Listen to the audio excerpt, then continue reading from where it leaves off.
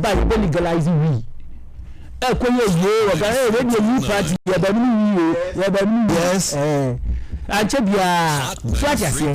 the fact of the matter is say and I'm saying I know the near second you can't say my media for the so I can say for the car and I'm so I can say follow agreeing you so I just say me can say be nan saying opa say me boa on say better me catch them say yeah be medical doctors be mo ma be agye medical offices yeah I mean health sector okay pa am catch you say you be ma gan me bia to me akọ fully check up every 6 months yes and dey there na people for the aba what is people for say so the program bia ba enipa wo bia wo birthday bia be make sure so be for free so enti ya de ade ne ba o mu ni adwene na di ya hihya manti ya de ba no makotwa ho kakra bi no mu de abeshem what ya na da me carry and MPP ni na kufu ado aban say every birthday bia what you me see every 6 months bia every 6 months for free health screening I bet check bibia ba o mi yemi so ayero o bi si birthday bia no o be ko free health screening me e de wato health insurance so me so be kai me see doctors e de wato health insurance so enti wo mo ye kan samwa no makochi hindu no me da be yo manifesto so I just say no me da be yo manifesto e bia my sample me ya kire we enti de JD am wo kan no what is a make us a me ba mesity bia it is Central University whether being private here okwa what do admission letter ne kwa na education fund for no Afro Central University because technology bibia is a data so what I say obe from say okay kodo mensa say when you admission ho wo so wo ampa when you admission okay my admission fee say we say be 2000 textbooks I say we say be 2000 no matter says can no hostel fee ni na say was 2000 no matter says can ni na no mu dia kwa akutua o mu tua akola ni so osunu the whole term ye be ma be 2000 fatu butum na fa ko school etu school na wo kro no o ma me moka so ati ase etu dia ni so be ko school na wa dey wa ko sua de etu wo sua de sika na me ye de chiche wo no ni ye di bie nyuma se de be ya wo school na wo be nya duma because wo nya duma anya be de ka no watua ama wo nya ko ni ye bie eduma to we school na wo be nya duma enu nti ene ye ka kire wo say doctors for no be make sure say we be a medical doctor bia no onkoje the medical office in your district say ye be ya nurses for no we school a o mu ntwan say aban be post wo mu na mo doctors na mo medical offices no mo ankasa mo be high nurses for no mo ma ye adwuma wo honom na wo pede hin etu be school na adwuma wo ho no akobum tu start adwuma no a na aban tetew e be 10% from your pay etibusia etibifan say we start school say 4 year 10 year na wo call ya say we could pay degree 4 year 10 say 4 year no e bia we school ni na wo pay duro ni e bia 50,000 Ghana we start adwuma pe na bia every month bia no we pay no say we gi e bia 3,000 and ye 10% 300 film okay ye tete sa akopim so betua we umpesa adu etiminia JDM we hu say ye asema ye kan e ya asempa enu so ogidi memo wono no de ne ye wonya ni general wo boa binim ye ya na mentio mafio ene say ye nya ye Ghana for we all qualify to go to tertiary education the secondary ele binim ntiminko na wo de wo koyi bi afim say wo de bi wenu na ababoa na wenu de omoa na wo mu de wo ye sabtogofo say also on ma the level ground for o ma push no na do ade aka no de o betimi ato na me kire wo say yes o mo maka no ye Ghana for me to ye na me push ni bi ye the best option maybe option opa African ni bi ase between me Dr. Mahmoud Bazo mu say Ghana card no guarantor me boa no corporate education service backlog ogua because of secondary no ntimi yes Kanko University almost about 1.something million people are no qualified to enter into tertiary education. Hot 93. And it's a Ghana card, you know. Now it's me, Ejebusia. Are you telling me that we don't Ghana card? So I say, bring ya, send me a session a mine or mine, Emma or mine. So Ghana Libya bit you. The may boa may come and only a dear a beboa gun in Libya to the extent they say Ghana need baby a gun in you. Yen to me, the same, so where there be, where there be, and I wouldn't know. What do you say? Obiano Obeje Obu or your beer platform, Sekoji. Yes, Obu and Papa Whisker on pet. Because I'm going to make me best school fees because I'm going to cabe dame. Yes, so because any force. Sempre never do low school. Abrocheni na esa. Uo sika betimi atwa. Na watwa because e binu pese e be school na kada nanim. So but you have to give that opportunity. Na sabi oye ni ba woni do office oni maami ni bi ni papa ni bia no. Obetimi asa akọ Jesus sika no. Na ebom de ni maami ni papa wo bia omu de omu funu se ye de obi obetimi atwa ye ba obetimi ahwe oba de no ahwe oba no.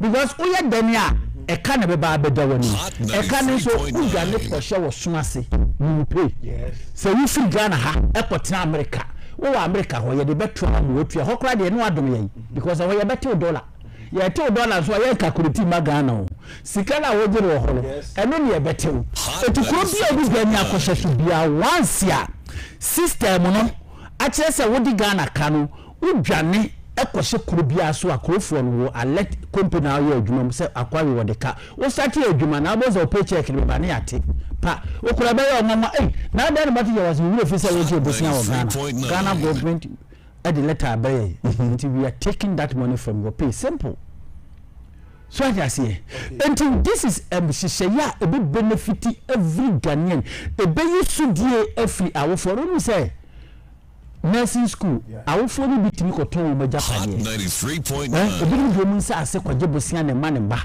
ekokotua school fees won sa okay na makwaje bosia ekokotua school fees na ban so obema me 400 na 400 ne krapo emma won ekobasa especially the government school do you know the problem aban e at this term no e be 10,000 students and are qualified to go to nursing training school, right? I buy allowance 400 keke no de ma wo mo. I buy to make us a baby 10,000 students there. Mean to me share wo mo. They mo make me agree me pa 4,000 pay because of 400 you know. Any person ne ma me ne papa akwaje bosia na ekotua the school fees. But because of 400 na buy di ma wo every month nti I buy so on to me hwe me pattern. Make me me pa 4. Ni afa mi pa 400 4,000 6,000 no de ye jawo mo it was 6,000 no wo ko private nursing school e ho so ni boy dey e ye den e ti bo no na akola na bo asesa enti e de ti na wo mie gabru na wo nya 400 da wo de cheche no na one certain education fund the self person ko nursing school for sick education fund e you free for everybody we go school 400 no me di sisi nursing quarters me di biobio me di enhance hospitals we go school no anya adwuma ne started we awofo be nan campaign awofo bi ape but enam politics nti say ye dey campaign okay and obi ba e obetwa mu and ye ba e be restore ye restore ye ba na we go say Nana Kwame someone a friend or sin Nana go na camps Action People's Party also the nation but the mean currently ade ba ko so abeto be dey nkomo sisi the number of Supreme Court judges are appointed to the Supreme Court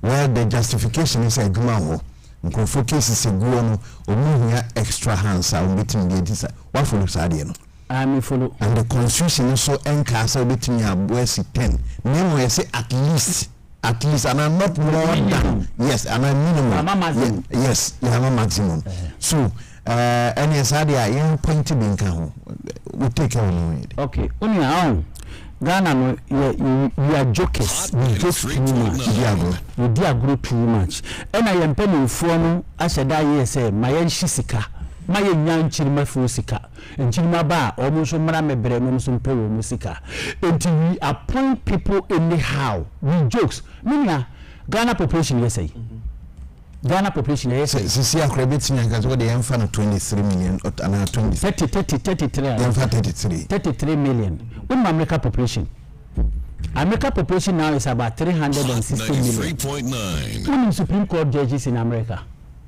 They have 9.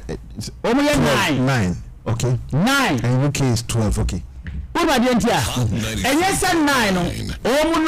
They have an entrance decision order to be account.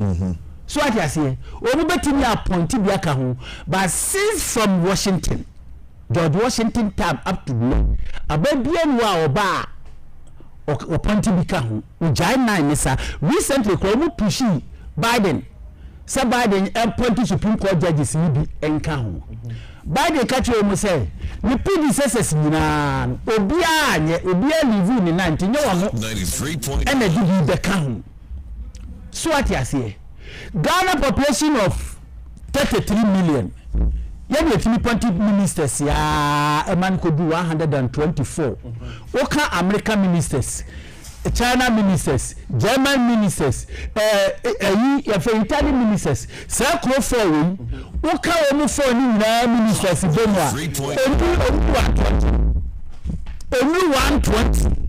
Meanwhile, China population is about 1.7 billion. China population is about 1.7 billion. About all ministers is just about 16. As we see, we see a 93.9. By Ghana, you tell pointed 124. Moja kwa esi chichi yekurufa. Enti me ka che say yempanimfo no adwene ye di bi my woman ni bia. Aya no bi ka che me say ni di mpanimfo atem. Ni di mpanimfo atem because enkrofo na ye hwe wo mo so. Ye die bu ye man no. Enye sa na mo chichire no. They don't just wake up because of politics. We are pointing bia. Yes, Supreme Court by the Constitution. The Constitution is stating clearly say the minimum should be 10. I don't know 10 because the Chief Justice and the Becca woman are 10. Not as in 9 to say US and then minimum kasi. Currently, we have 15. Not as a Constitution in the crown. And yes, I have a point to be a cajon. Uba say. Ebensu doberi ni saba we say your control.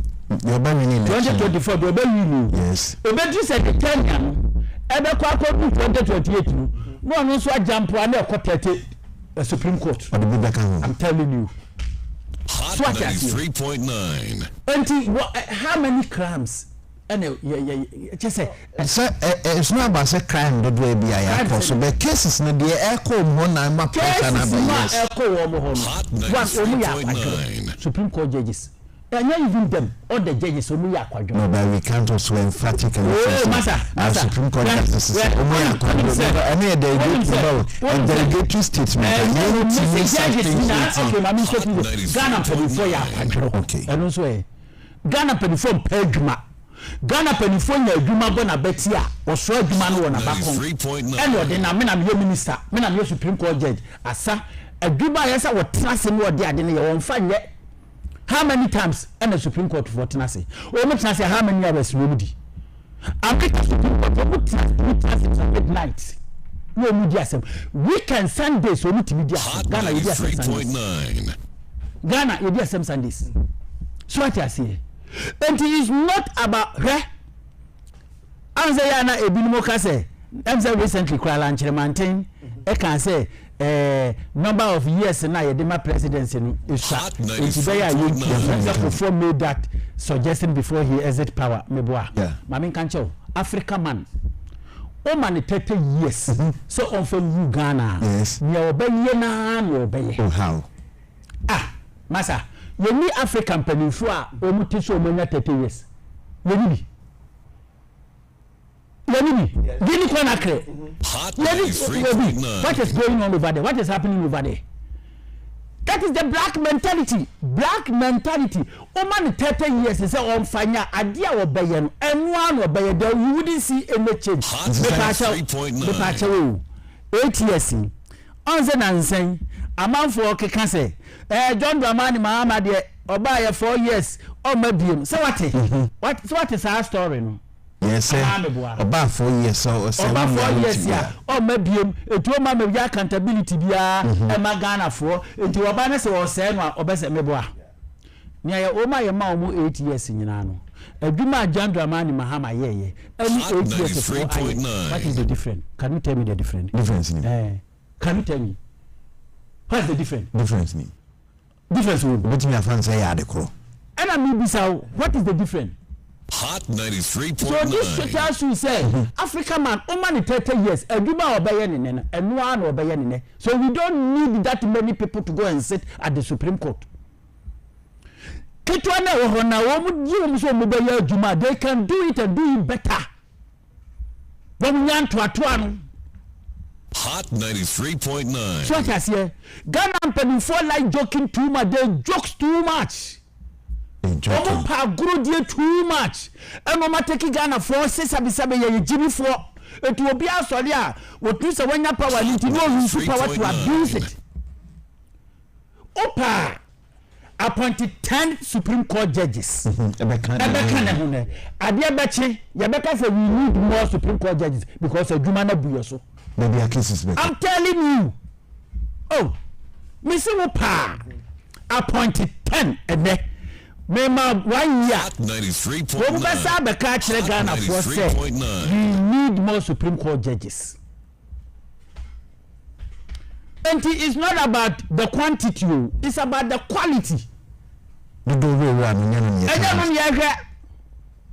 So what I say, and I'm penning for no.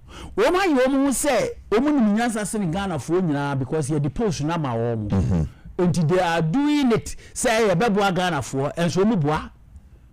Okoya Nissanwa. When you bring a mere because of the case in getting brown in the time I was spending no in every by the word your friend is saying UN statistics they say will be account you 8 hours meboa yeah maybe Ghana you call 8 hours sentina or say a 24-hour economy for 3 shifts yes maybe 8 hours. Oh, Sebro. Ebro. Ebro. Yeah. Now Ebro no 8 hours. I can tell you, sir. Obi bet shot me actually every Jumam 8 o'clock. Obi bet Jumam what 10 o'clock. And so now people ba kokora wonye. Say wait me nyame toso. Because agro me dina Jumam. There is no supervision. Obian wo show almost say Jumam wo ya na wonye. It was only no dwale. Now I said the suit or body points. Work what Dumamu what office work na wo bakura no person serve no. Said you be bien no kraka sa ho kra na ye yeah, that's it. Never. 93.9 FM. So Nana Kwame Asamoah FM, founder and leader, Action People's Party, na election 2024. Omu jinema dende a woko. And getting de kakra ba na we ni DB. Na osi agro doso. Well, sa agro doso wa uti so nim. Say betimi ya just in yankrofo bebre and I do market was in betimi ya no so 93.9 me basisi ya na mo na mu hia clarification enra no mo nia brace chinchinchina Dwene Mahama akoka say na first year students university level and as tertiary on clarify on chire the person chire we mo mbe kon first year no wa onu ankasa take time actually no dey bia e chire mbete mo ase unless MPP for so manifesto Dr. Bamia try the campaign so abankra put two things together and me adma we can see o mo launch manifesto no we ya o dey 18th 24th BNDC and this is all launching a day Hot 93.9 24 for so no launch 93.9 about academic facility user fees. You know, there are many cases where I've seen students who have been offered admission but who have not been able to take their places in university because their families simply cannot afford to pay the fees. There was a case of a medical student in Upper East region who was working on the farm. He had passed with A's or throughout and he was called to medical school. But he was on the farm with his parents and couldn't go to take up his admission because he couldn't afford the fees. There are many other students like that. You think 2,500 cedis or something is small. For some families to be able to put 2,500 cedis together is a real struggle.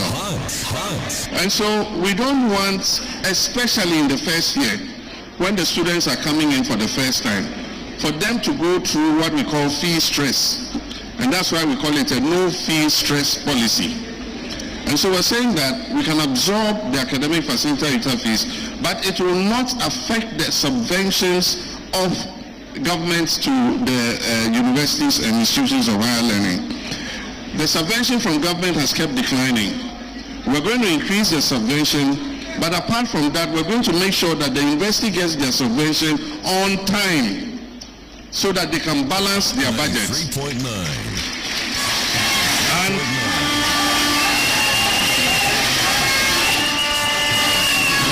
we've costed it.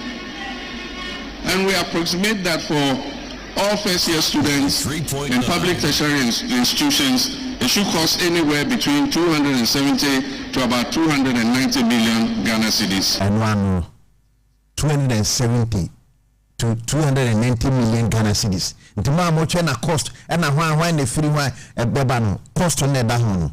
Nchichi mo ankasa amope no e mo agibra chichi. Mo so on campaign ntino. De ka bi awote oye announce no we say me committee clarify. So the manifesto na ankasa de this coming 24th that's somewhere next week. Okay, yate the one no. Now before I miss Honorable Philip Chung Yeboah, 2024 parliamentary candidate aspirant there new job in constituency, and we are happy. Communication team member. And part of the communication, yeah. We are ready to pronounce it. When I had been to set it Amawa, the poor crying. Remember, your chair, your friend is hot of him, a cheer for me. It will be a 93.9. I'm saying now it's an about your mama voice. Yeah, I say no, I am a night. I say serious. Well, serious, campaign platform. This year, campaign. Mama is not a serious person. Look, I'm not more kind. Or say, success can MP before. We senior school at the Biom. Yeah. Senka ono le president can ko on fanye fees in school. Na ono say the people country so the free you back tertiary level 100. Asema no kan. Say open vote. Unso no or problem. Che? Na no say do election a do talk akra. No kan no kakra. Ni bi no know. See you back kra o ma we. Really? I'm telling you. To the sense level 100. Level 100. Na me no be gonna afford it. Yeah, foundation man call a can trust some of us. Tertiary education, yeah, finance your home. The most critical, man can afford it. We hear the basic education, including senior high school. Sure? And to me, you senior high school. A penny of my president, but he's not a serious person. And he's a gun for a control about myself. Obia free senior school for the first time in the history of this country. Yes. This answer, come on. Yeah, you as a hero crown. The free senior school at the Biom, it was only the northern region. It was only an animal education scholarship. No, be for the first time in the history of country, say the whole country. Obianco school free. What I say? Mama, on to me, yes, I did. Oh, I didn't. Yeah, I'm going to say. Events and private schools now are benefiting on financial. Also, bring back free level 100. No, sir, MPP led by Omampeni Akufo-Addo at the free senior high school and Eddie Ababa Bia. I don't know, Mama, intimate free tertiary. First year. Over front man. We are Ghana for Sikani. Mahama said it. Or see, or new or a president. A kaya both free senior school for the past 7 years. I quote Akufo-Addo, yes, some Iboshen. Be a chance. Akufo-Addo was sworn in as a president on the 7th January 2017. September academic year session or say implement here. Mahama couldn't have done. Almost say yeah, baby, you can the next 10-20 years. Oh, sir, you see, Ghana for 7 engineer. the probia or your principle. Over Cardia and additional could be. What want you to Mahama? His Excellency. Essay. A kaya bow free senior school, yes, be any. Call me now, President. All fast as the canon question, free senior high school, Emma Mofra, 77. Obia and Abu now. You see, Anna, but Anna sometimes is painful, but of development or a developing country under the UN system. One of the critical indicators is education. I mean, so maybe Obi to share in for and answer for up to senior high school level, that country can be classified as a developing country. Education is say about 100% of the metrics, and we can hold 30%. Education. Go Nidia, Emma 77 as a semi parking, Nidia Eddie, any here for the problem. What did I say? Mahama is not serious. As I was saying, Ghana for oh, to me, you know, or say, a do lesson, sir. No beer can be now, Tom for two. And we now say, you talk a crack. Now I can't any lawyer. That I didn't know. Mahama is just deceiving people. As I'm going to me because what catch you see, the cost of free seniors was yes, capital. If you are not a committed person, when you leader, when you focus, you cannot implement free senior school. He says, I don't go for Eddie Ban. Some of us, even the party, was a master, Penny to Bossy.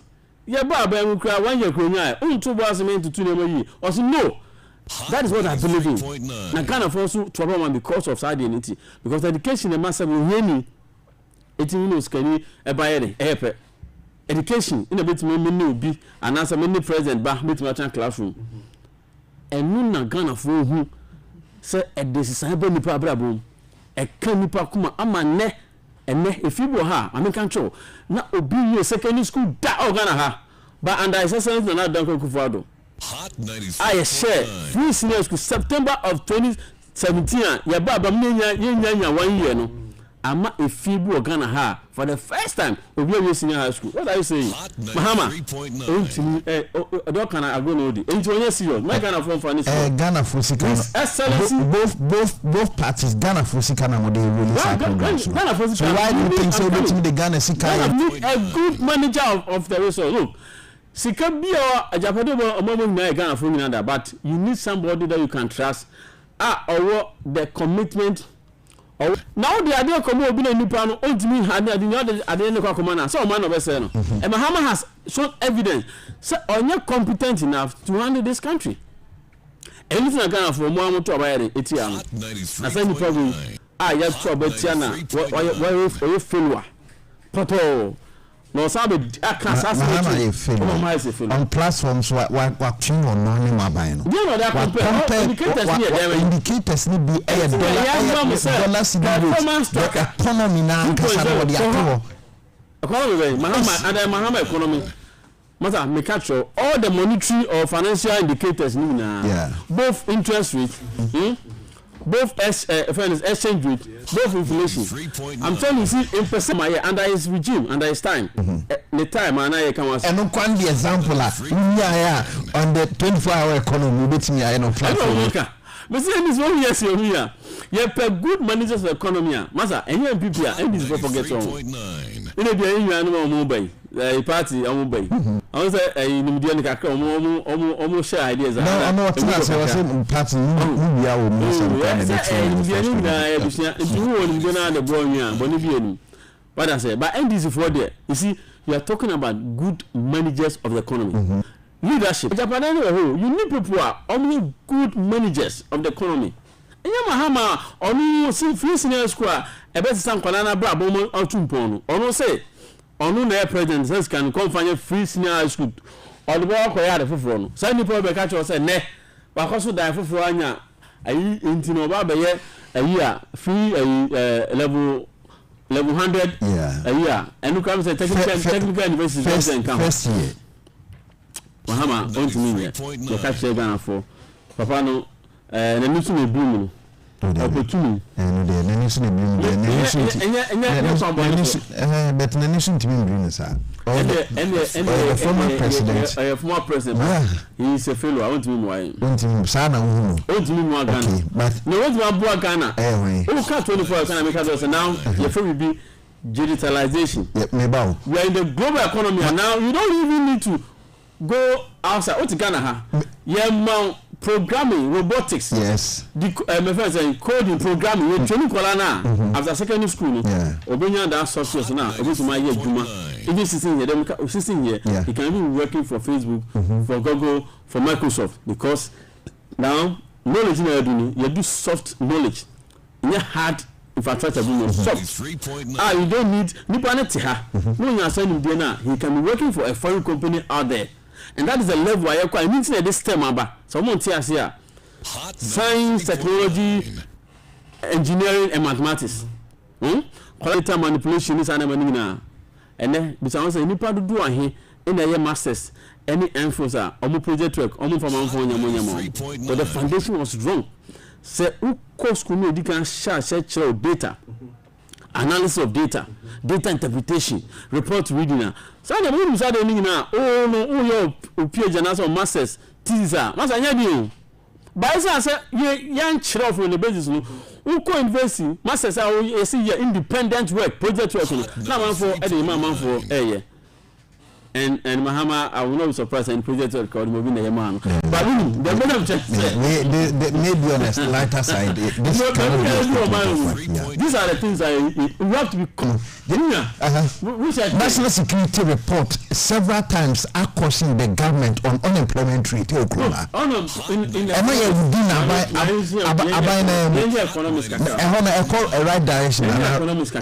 economics, okay, unemployment at the point where is better.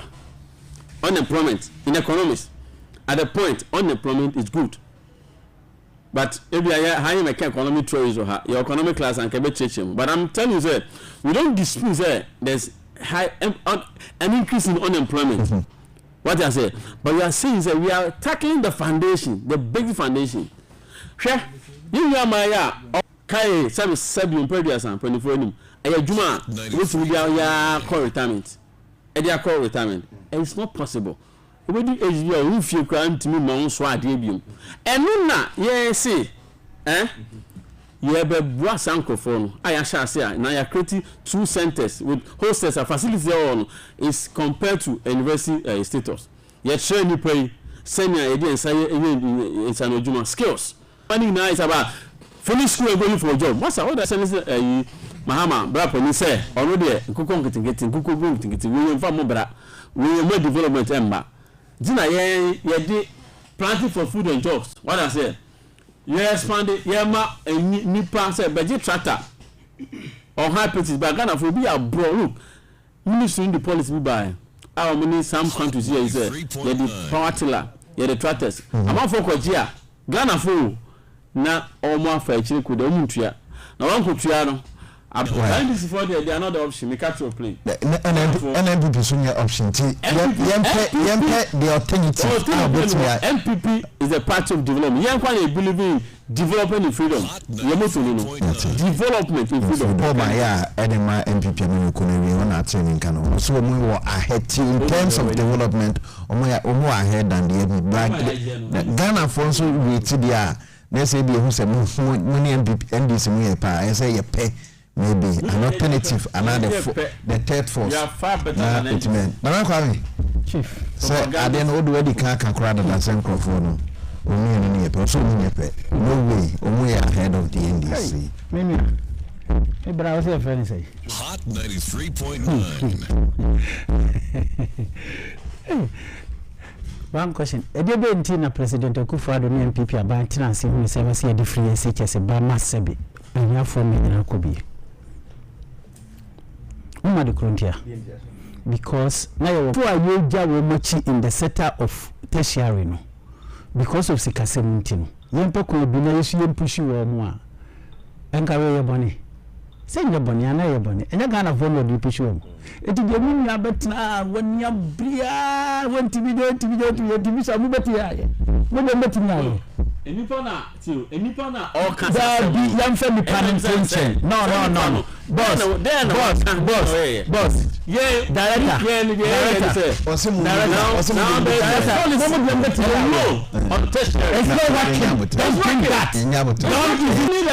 This time. And it's working. Student loan. It's working. Yeah, experience now 2005. Student loan, Bema idea 700 cities and 900. So parties make us because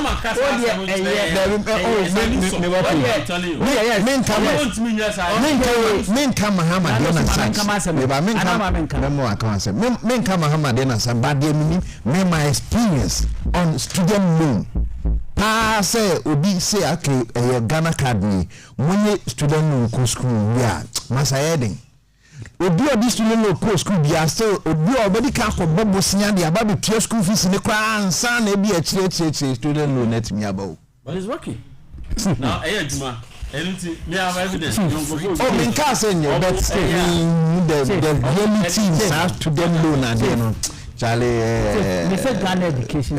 When we backlog in Kofi, we didn't find our tertiary education.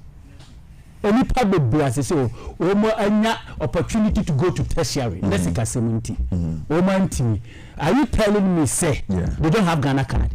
Are you telling me say, "Oh, they've never heard that"?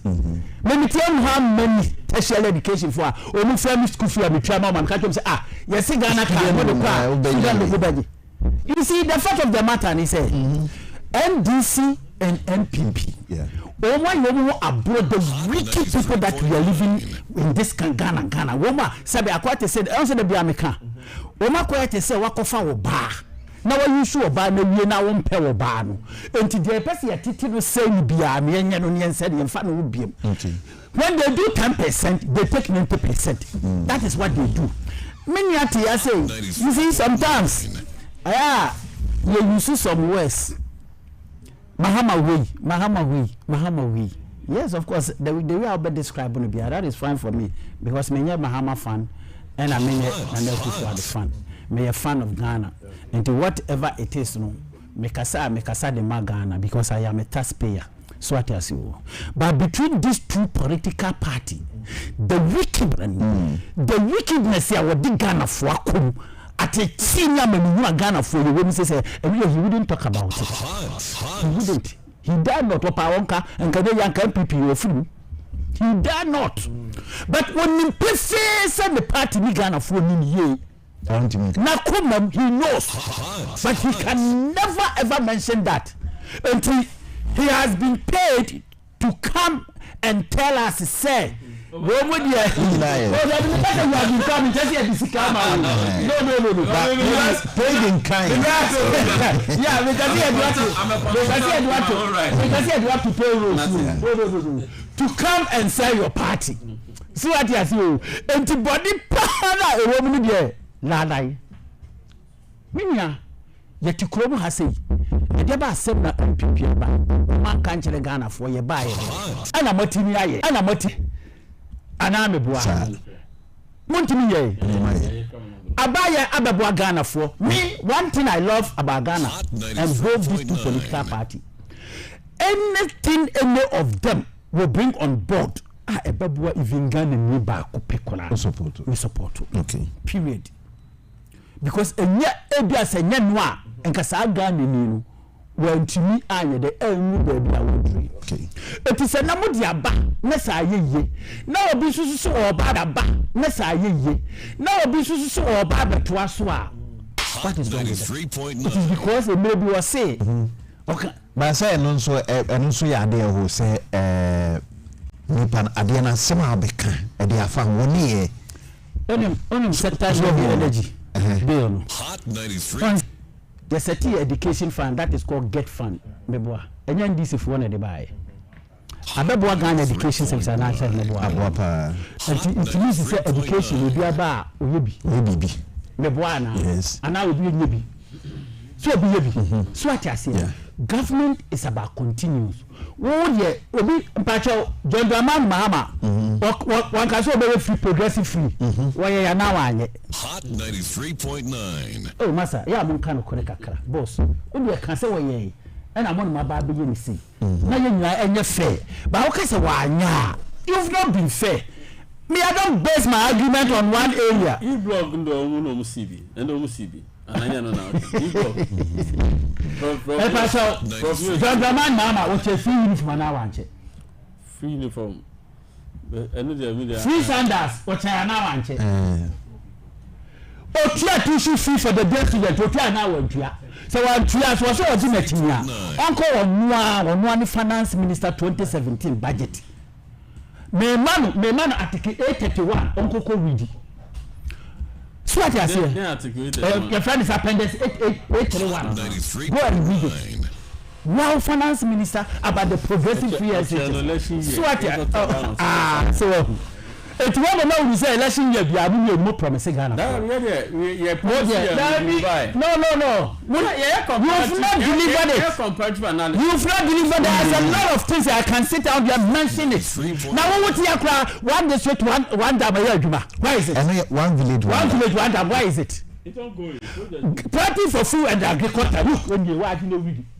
We share Ghana. Whether no read it and show because they fail to provide the fertilizer to the farmers. I don't believe maybe say we understand it. What is the reason of that? What is the main purpose of one district, one dam and one village, one dam? To implement this. Okay. Where is the money? 93.9. These are the promises from your government. You couldn't deliver it. Do you know how much money Ghanaians have spent on one district, one factory? Party for food and agriculture. We have spent almost about 3 billion. Where is that money? We give money to you people. Someone contact your friend and say, Odo River, $43 million. Go to Odo River now. Go and see it. So your government is a total failure like John Dramani government. So don't sit down here and say you're better. Because you are the West. Look. Yes, let us agree. Somewhere you're perfect. Yeah. You are not perfect. You just said that. Also, we are better than NDC. Okay. Let us agree. Yeah. You are the best. Best of the best. Ghana there. We MPP for will be your best apart from MPP. We agree on that. Okay. Let us also acknowledge secretary Afamunsem and compare to John Dramani Mahama. Secure finance. Yes, I'm going to compare all of them. I'm going to compare all of them. I'm going to compare all of them. Let us compare the amount of money Afamunsem and compare to the whole 8 years. I'm not even talking JDM. The 8 years of MDC, Sika Efa Munsem. Now, let us compare in the area of job. Let's say because of COVID-19, funds are Ghana. Maybe the comparison here. Okay, this. And I quote Vice President. Was it how come the whole world pandemic jumped from Togo, Benin, whatever, and come to Ghana alone? At that time, the pandemic are now okay. We are Arab Spring. Okay, that was what the friend is saying. Dr. Mahmoud Bawumia. Now there is another quote.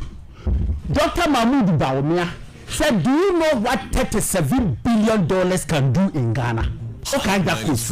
Was it $37 billion can build thousands of bridges, thousands of roads, thousands of schools, thousands of hospitals, and even Rebecca Krano Obesa to be their year Juma.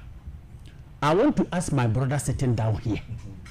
within 7 years of the administration, they have got almost about $130 billion. Let Dr. Mahmoud Baumia come here and tell us $130 billion can do in Ghana. Baumia need not come. Baumia, the project you know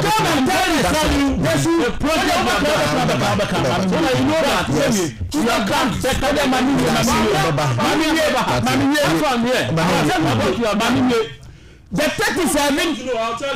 $37 billion can build thousands of overheads, thousands of bridges, thousands of schools, thousands of hospitals. I end here. He should tell me 130 billion. Yeah, that's it. Your friend Nana Kwame Asamoah, Action People's Party APP founder and leader.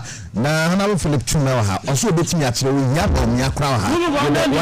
Yes, did not be here. Dear Jumana says, "Can I?" 93.9. Yeah. Also, Bamia, I can say. 30 million, but this is 37 billion. I'm telling you, sir, I come from a construction area as a consultant. Yeah. When it comes to bridges, even when it comes to roads, there is a kilometer, the price of a kilometer, depending on the type of whether it's an asphalted road, yes, or a normal road. But you see, Sika in economics. Sika and then Ukra 1,000. Yes. I did 1,000. I'm just giving the fund. I'll come to the project. I did 1,000 in the next 7 years. 1,000. And it's not because, but it's because of what you call the time value of money. Okay. And it's basic economics. The time value of money. The 1 cedi today is worth more valuable than 1 cedi tomorrow. That is what I have to also tell you. Because of time. No, I'm telling you, I'm giving you. Look, President Kufuor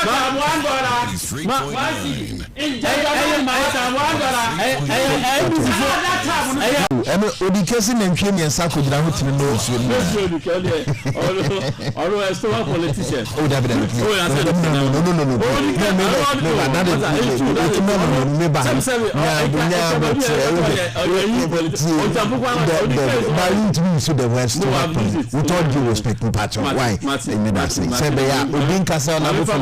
As professional as you are, we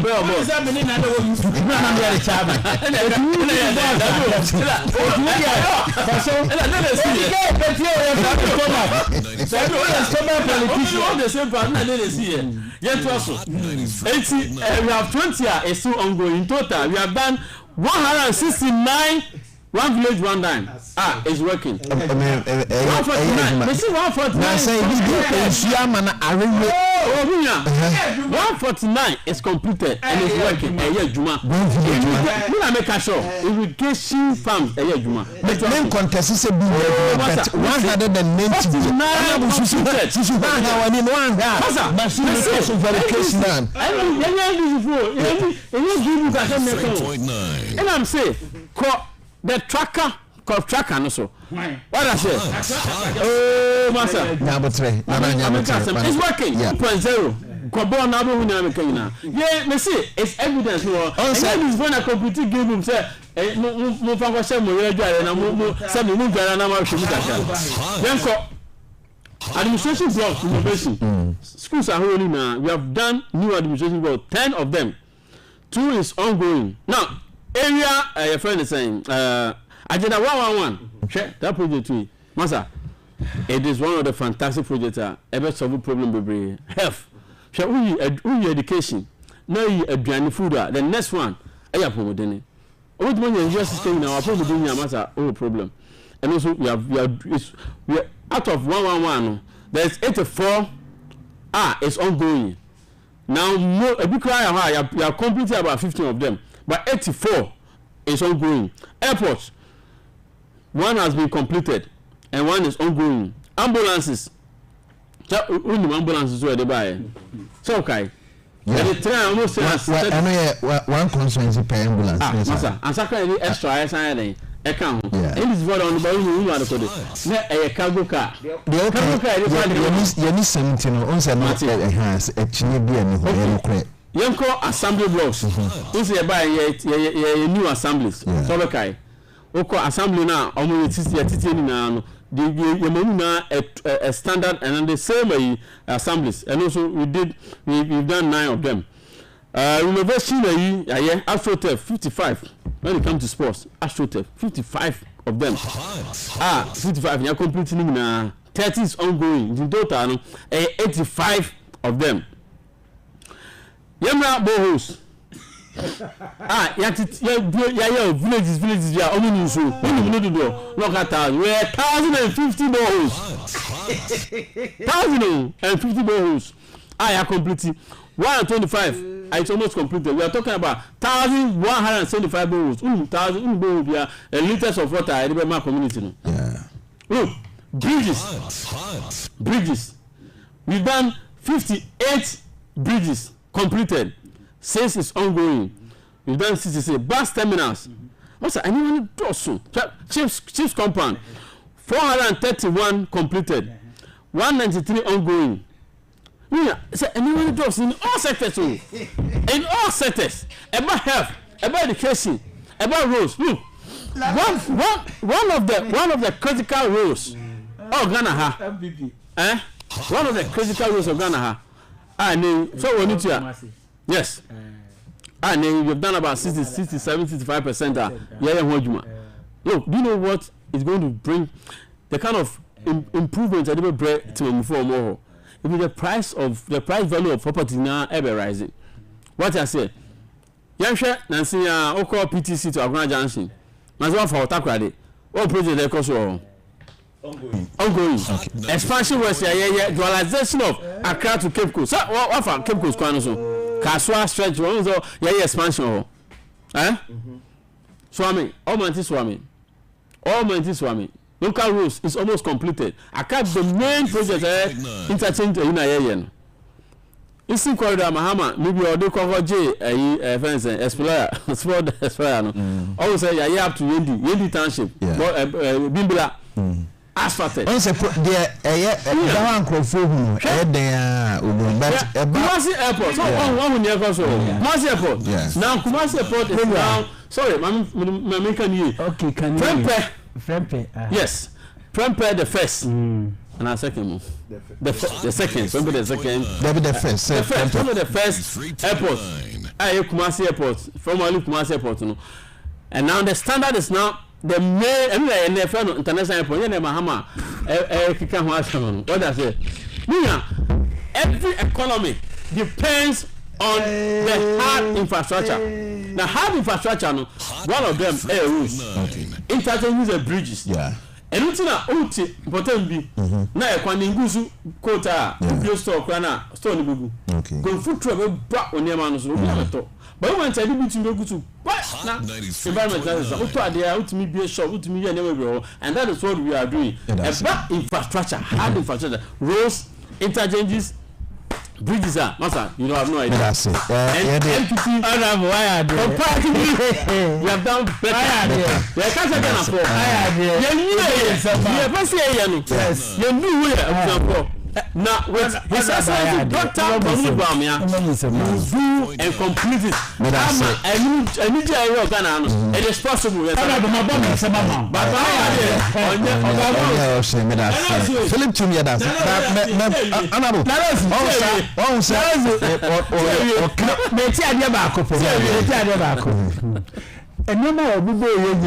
Yes. What kind of cost of problem? Only $1 billion.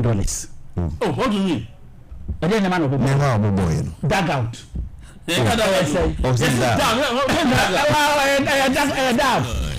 Borehole. One down, but I could be home. Maybe I'm committing, maybe I'm betting my editing Kakra, one day, one FM, and maybe I'm cross checking on editing Kakra.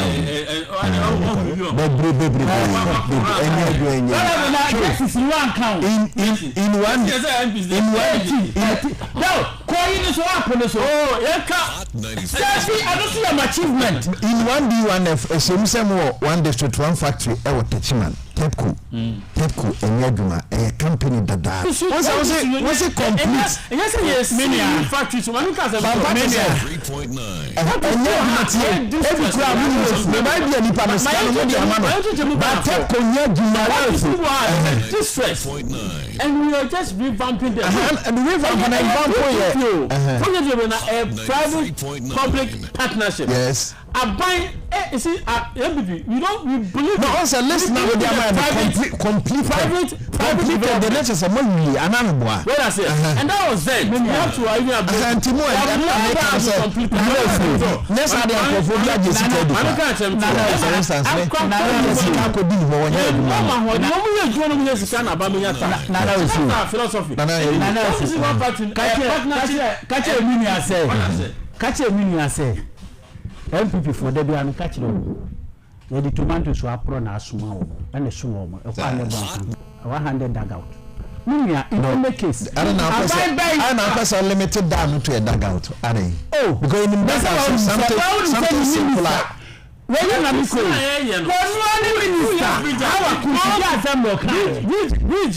was even the money given to them cannot build. We don't build bridge in isolation. Bridges are a component of a road. Oh, me bad. Bridge is a component of the road. 3.9 I'm saying that bridges are a component. All bridge all can. Yeah. For example, I'm coming of an quoting some project. Number of bridges are also I just one project. I'm telling you, it's going to be more than about 20 bridges. Okay. Or drainages can be faster. So it's just a component of there are even bigger drain storms and smaller ones.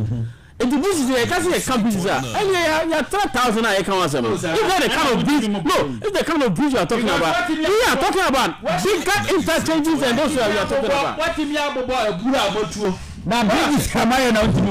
It's a best. A project. Also about to Abura 110. No, Abura well. What's about to Abura mechanized way. We are son of Tony Bar. I also bought Abura so we are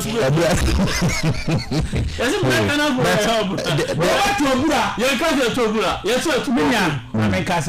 only one funny aspect. The air can say what say me Sebia best a bila now Nipana or Hona yes the best person you know and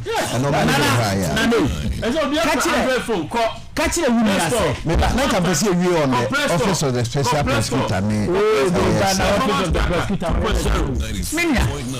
catch the woman say and when the fellow class what between every boss and man and I'm sure I will say about Okasa also on your fair. What say on sled you hold on. Minya make in terms of Biom agreement about $37 billion. What that money can do. And then $130 billion, what they have used it to do. So what you say? That is Dr. Wasi, we're basically thousands of hospitals. Dr. Mahmoud Biom and Wasamo. I mean, no can say, almost thousands of hospitals. Now, you see the smartness, you see this after 8 years is gone. You've not completed one. What you see the smartest of MPP people. My day. Answer a bit na hano or time to say. A minute beyond the one CD. If you could I am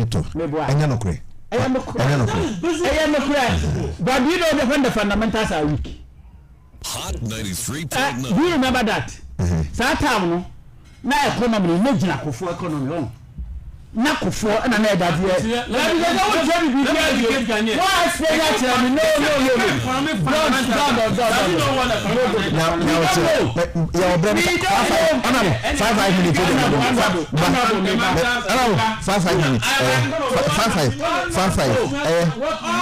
Exactly. Okay, very good. 5 Martin 5 minutes. Fundamental the MPP Biom told Ghanaians about the economic fundamental was when Biom went to Malata market and bought Jamie and post and Bako.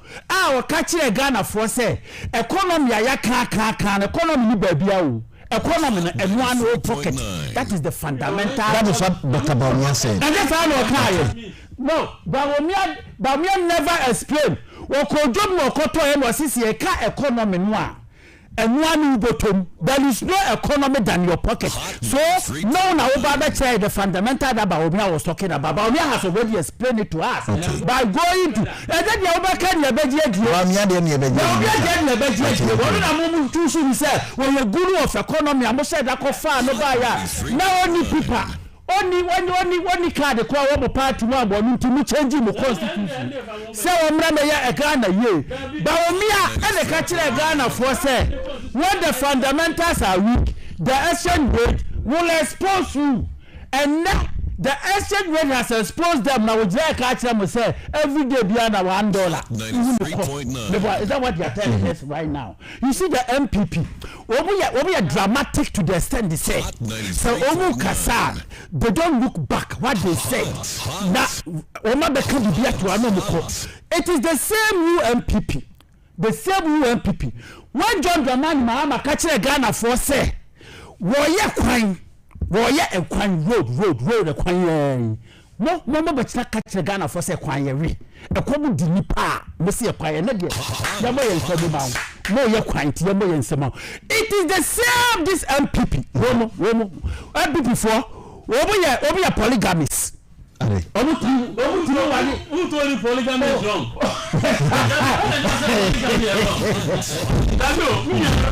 polygamy you are about one Ghana for man polygamy is not polygamy omu walewa no matete wa brabo efiri wonu no kwase asem kwa na abeti no asem ana abeti no this is helping people masa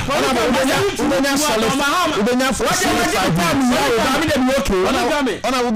5 minutes oh waje wodi manika enu ni polygamy dey never no ya pass ya de akoba akufuado said the Kufuado and Saya was sending you cry one of Faba Hokurano. One, Momusimo, the bell no bell, no Casabako Sanko 40 to Coco.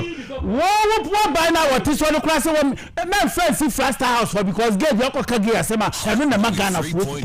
That is MPP. That is what you told Ghana. Sir, you get a Muslim to be and when a Magana Fosca, what you are landed. That is what Kufuado and the God watch. To in any case, Ghana has a plan and the family go bad family for say no Kufuado. Why? I am no crack. I go to Google right now. Everybody go to Google. Kufuado. What Muhammad need? What was you that part? 5 more.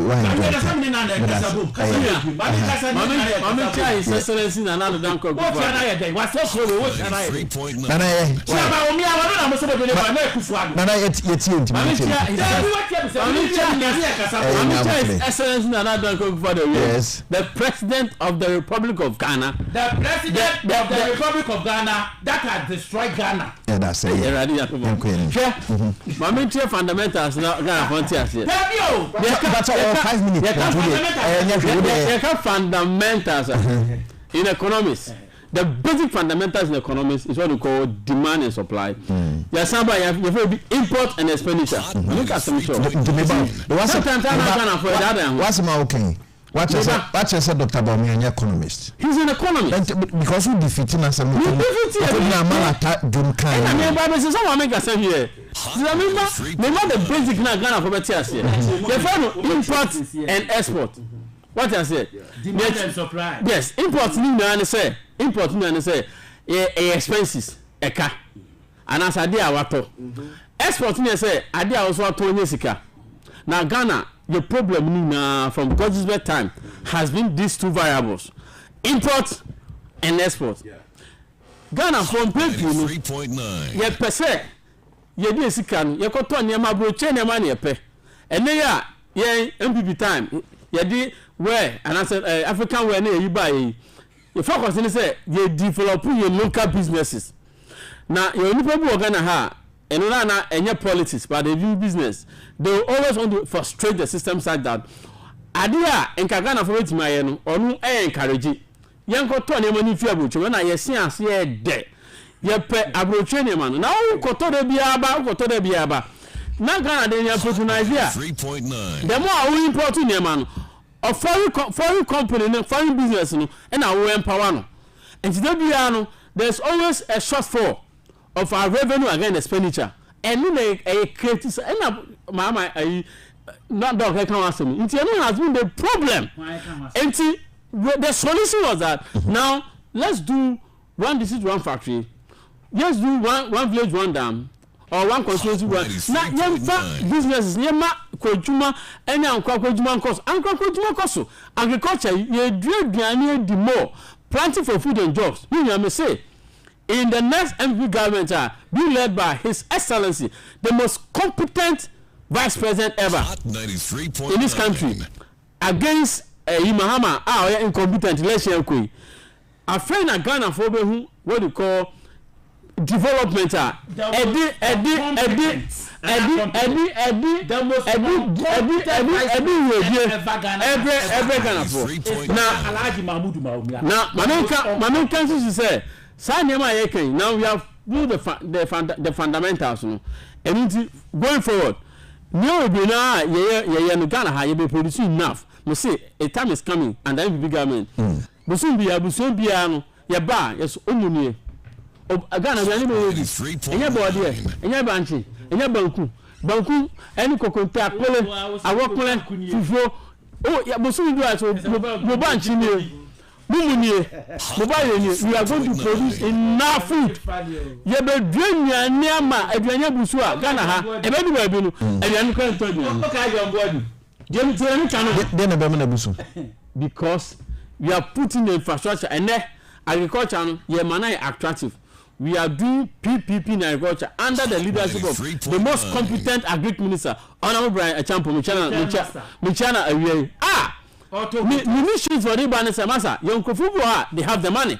and kwafo so omunisika we are going to provide you with the input na yetimi adua no ba na ba uwie a wo koni no wasi requirement ya financier no oye sponsor no onisika be se kwadwuma orishim wie a after harvest now so atene there when in a di aduane ni wedding ebe ba na enisi ya crack aduane ne koto we fi aboche ya be dua ba o mi awon fundamentals we ya be dua ni adi ama aduane bo ya dey what has because we back from ba o na for so be nkobakra security Chedwani dey this Ghana aduane e come there and we are working towards that we are getting there right obiya benya biya na excellency Dr. Mamudu Amia and aduane o fia no abo competent what the bayere banchi the system na ere ba no e come e magana ha yeah that's it you do akọ share news page wey propaganda no e come e magana ne the times I